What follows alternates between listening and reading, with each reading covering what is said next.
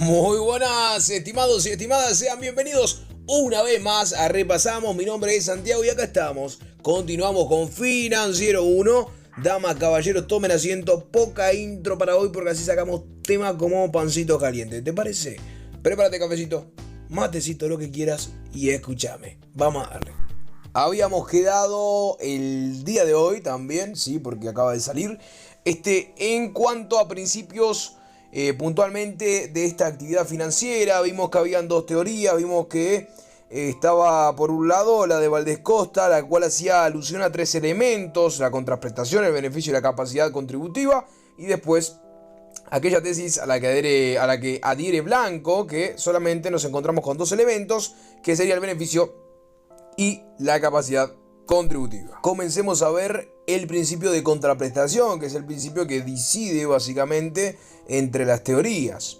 El principio de contraprestación refiere a que cuando el Estado le presta un servicio a un particular, este puede optar por exigirle una contraprestación como forma de financiarlo. Ejemplo: el suministro de telefonía, de energía, seguro, justicia, registro, expedición de documentos. Es decir, va a recibir algo, va a tener una contraprestación en base a aquello que el contribuyente contribuye, ¿no? Es decir, básicamente eso. La contraprestación que paga el particular por el servicio estatal puede tener un origen en un contrato, es decir, que se trate de un precio. ¿Por qué no? Como dijimos, el precio se caracteriza por recibir esa contraprestación, por lo tanto el precio tiene intrínsecamente la contraprestación y a su vez está ligado a un contrato. Ahí ya vamos atando cabos. O, por otra parte, en la voluntad unilateral del Estado, se puede tratar de un tributo. Es decir, pudiendo ser, por ejemplo, una tasa. Una tasa en tanto cumpla, obviamente, con los requisitos puntualmente, que vamos a ir viendo más adelante. Para que un servicio sea financiado a través de una contraprestación se requiere que sea divisible. Esto es que básicamente pueda dividirse en unidades de uso o consumo en forma tal de poder identificar al receptor, es decir, quién va a recibir ese servicio. Los servicios industriales son financiados por los impuestos, por ejemplo. Es decir, esa divisibilidad va a permitir la individualidad de alguna forma, ¿bien? Porque, por ejemplo, OCE, ponete, o UTE, suministro de energía eléctrica, bien. Voy a recibir una contraprestación, voy a recibir la energía mediante yo el pago, lógicamente, y se me va a poder individualizar. Por eso se refiere a esta característica de la divisibilidad o de que sea divisible. Ahora vamos a los principios comunes entre ambas teorías. El primero sería el principio de beneficio, el cual él es aquel que asume en su tesis Valdés y por lo general la doctrina mayoritaria en Uruguay. Este principio implica que existe una ventaja o un provecho que va a obtener el particular por encima del resto de la sociedad, lo que justifica esa exigencia de un tributo para poder financiar ese beneficio que básicamente se le está otorgando. Este principio es aplicable a las contribuciones especiales, tratándose de un tributo que recae en un beneficio causado por una actividad estatal, por ejemplo, la obra pública, la seguridad social, etcétera, etcétera. Ahí tenemos entonces la obra pública. Yo voy a recibir algo a cambio, socialmente, puede que me repercuta más, me repercuta menos, eso lo veremos después en un determinado análisis, pero al fin y al cabo la obra pública que arregle en la calle frente a casa a lo mejor le incrementa el valor a mi inmueble y a su vez a toda la zona. Ahí vemos, ahí tenés un beneficio. ¿Bien? Un beneficio causado por la actividad estatal. Esto es lo que entendía el doctor Valdés Costa en su teoría, ¿no? Ahora, por otra parte, tenemos a Blanco, siguiendo a el señor que, perdón si pronuncio mal el nombre, Musgrave, que bueno, básicamente refiere al beneficio como aquel que debe tomarse en un sentido más amplio. Es decir, esto no es solo una ventaja o un provecho, sino que refiere a una actividad estatal desplegada a cambio del ingreso. Una actividad más amplia. Nos está diciendo con la palabra que puede ser cualquier tipo de actividad. Y acá tenemos que existen dos tipos de ingresos públicos: los ingresos vinculados y los ingresos no vinculados. Los vinculados según esta teoría, son los que el Estado debe realizar a cambio, aquellos que el Estado debe realizar a cambio una determinada actividad. Ese es el caso, por ejemplo, de los precios, las tasas, las contribuciones especiales. No se olviden, esta teoría sostiene que hay solamente dos elementos, capacidad contributiva y beneficio. Por eso se diferencia de la otra definición de beneficio que tiene el doctor Valdés Costa. Continuamos por acá, volvemos. Ingreso vinculado, según esta teoría, en cuanto a beneficio, la teoría de Blanco. El Estado, como te dije, debe realizar a cambio una actividad. Es el caso del precio, las tasas y las contribuciones especiales, los cuales se rigen por el principio del beneficio. Después tenemos los ingresos no vinculantes, que son aquellos donde el Estado no se obliga a una actividad a cambio. En tal caso como pueden ser los impuestos. No se obliga, me impone que yo le pague la plata. Estos ingresos se rigen por el principio de la capacidad contributiva, principio que vamos a ver ahora más adelante. Blanco fundamenta esta posición en ciertos pasajes de la Constitución. Queda claro que para impuestos la Carta Magna utiliza el principio de capacidad contributiva, en tanto al artículo 297, numerales 4 y 5, utilizando el término beneficio para tasas, precios y contribuciones especiales. Es decir, la teoría de Blanco se sostiene en base a por ejemplo, artículo 297, numeral 4 y 5 de la Carta Magna, y ahí es como el sujeto sustenta su... Vayamos ahora al principio de la capacidad contributiva. Este principio es aplicable a los impuestos y consiste en la aptitud, es decir, la capacidad contributiva es la aptitud o capacidad económica que cada sujeto ostenta para contribuir a los gastos del Estado. Es de esta forma que el contribuyente paga un impuesto en la medida de su capacidad contributiva, lógicamente, y bueno, es cuando el legislador nacional o departamental crea un impuesto y lo crea debiendo valorar dicha capacidad contributiva de quienes van a ser los contribuyentes. De lo contrario, el impuesto puede ser inconstitucional. Los otros ingresos se basan en otros principios, dado que el principio de capacidad contributiva solo es aplicable para los impuestos. Bien, capacidad contributiva refiere a impuestos siempre. Cada vez que hablamos de impuestos, hablamos de capacidad contributiva. Y después depende de en qué tesis nos queramos parar para empezar a desarrollar y decir qué principio va a regir sobre qué cosa. Sobre el precio, sobre la tasa, sobre las contribuciones especiales o concretamente sobre los tributos. Bien, básicamente ahí lo podemos ver así, los impuestos, perdón, porque al fin y al cabo sigue siendo tributos. En ciertos casos, de forma accesoria, puede aplicarse este principio a otros ingresos. Ejemplo, la exoneración de ciertas tasas o sujetos de carácter perdón, ay, que me vengo el trabajo. Podemos ver este principio aplicado a otros ingresos.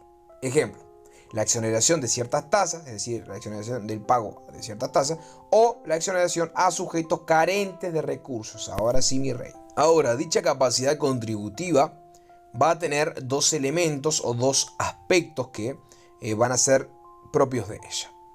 Tenemos el aspecto objetivo, que básicamente consiste en la cantidad de riqueza manifestada por el contribuyente a través de sus ingresos, su patrimonio, sus gastos, es decir, cuánta plata tengo yo objetivamente.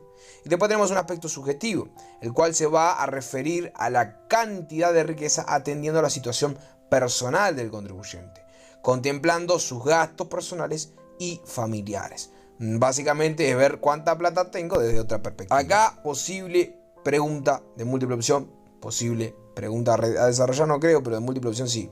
¿Por qué? Porque te puede descolocar un poco. En Uruguay, todos, atención ahí, los impuestos son reales, no son personales. ¿Bien? Ya que valoran solo el aspecto objetivo y la capacidad contributiva, no contemplándose la situación personal del contribuyente. Todos los impuestos, ¿bien?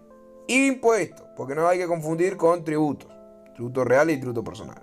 Creo que eran tributos, sí, eran tributos. Ahora, en cuanto a forma de manifestación de esta capacidad, de la capacidad contributiva, lo vamos a ver, como ya te dije, a través del ingreso, bajo la manifestación de los impuestos a la renta, ejemplo, IRPF, IRAE, IRN, IRNR, IASS, la IAS, lo que vos quieras. Después tenemos como otra forma a través de la posesión de un patrimonio, es decir, a través de o bajo de esta manifestación que surge de los impuestos al patrimonio, de tipo la contribución inmobiliaria, la patente, el impuesto de primaria, etcétera, etcétera.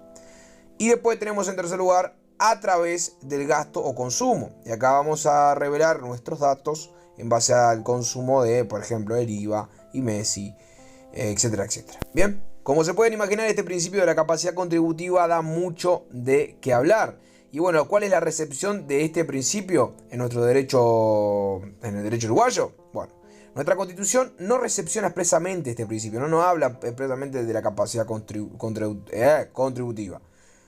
Pero toda la doctrina y la Suprema Corte de Justicia considera que este principio lo podemos extraer del artículo 8 y 72 de la Constitución. El 8 prevé el principio de igualdad, del cual se deriva en la igualdad ante las cargas públicas, etcétera, etcétera, que es básicamente la concreción del principio de capacidad contributiva.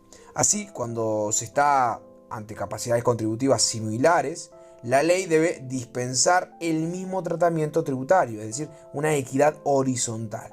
Y a su vez, la mayor capacidad contributiva, a mayor capacidad contributiva, la carga tributaria debe ser mayor. Y acá tenemos una equidad vertical. Después el 72 de la Constitución habla, o es la norma clásica de toda la vida, de la Carta, más o menos de 1918, donde los derechos humanos quedan reconocidos, aunque no se encuentren enumerados en la Constitución. Ya hablamos de derechos humanos, ¿no? Pim pum cam, lo que quiera, lo tratado, que todo ingresa por ahí, ¿bien? Y bueno, es un derecho humano esencial contribuir a los gastos del Estado en la medida de la capacidad económica que tenga el sujeto. ¿Ahí? ¿Te gustó? Artículo 8, artículo 72. Muy bien, mi gente, ya hablamos de estos principios generales, ¿bien? Ahora vamos a apuntar un poco más al particular, vamos a apuntar a principios relativos a los consumidores o a los usuarios, ¿bien? Estos principios destacados por la doctrina mayoritaria, ejemplo Valdés, Andy, Mas, que no sé cómo es que se diga el nombre, perdón. Estos señores dicen que hay una relación con los servicios públicos y su remuneración. Es decir, estos principios que vamos a ver ahora. Tenemos el primer principio, que es el de gratuidad, que básicamente es aplicable a los servicios públicos. Estos que, bueno, son aquellos inherentes a la calidad del Estado, donde éste presta los servicios en su calidad de tal, es decir, presta servicio por ser el Estado, y no se concibe prestado por particulares. Es decir, el Estado solamente puede tener el monopolio de la justicia, los registros, las inspecciones, las expediciones de documentos, cosas que no pueden realizar los particulares. Si el Estado pretende exigir contraprestación, lo debe hacer a través de una ley o un decreto de la Junta, tratándose de un tributo. Es decir, cada vez que hablamos de esto, cuando referimos al principio de gratuidad, vamos a hablar a cometidos que concretamente tiene que dar y solamente puede dar, es decir, cometidos esenciales que solamente pueden manifestarse a través de las manos del Estado. No pueden haber terceros. Y bueno, si quiere una contraprestación por realizar esa actividad, bueno, tiene que hacerlo o tiene que dictar una ley o un decreto de Junta antes. Estos servicios nunca pueden ser objeto de contraprestación por el Estado, ya que éste los debe prestar en principio de forma gratuita. Y después nos vamos a encontrar con el principio de onerosidad, el cual es aplicable a los servicios económicos, que son aquellos que el Estado presta por conveniencia, pudiendo ser prestado, por ejemplo, también por los particulares, como puede ser el agua potable, la energía. Bueno, tenemos monopolio, ¿no? Pero digo, el agua potable, la energía, la telefonía, los seguros, el transporte, etcétera, etcétera.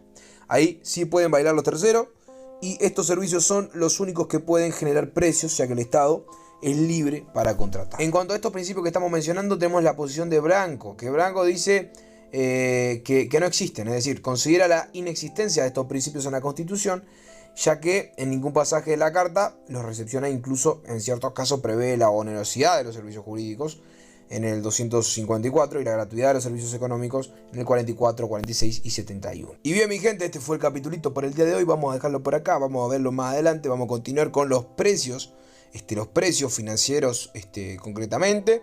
Y bueno, nos veremos en la próxima. Bueno, bonito y barato, cortito con swing y sucundung. Espero que hayas disfrutado de mi compañía. Déjame tu like, comentame algo bonito ahí abajo, por favor. Dame pila porque me estoy apagando. Nos vemos en la próxima. Chao, chao.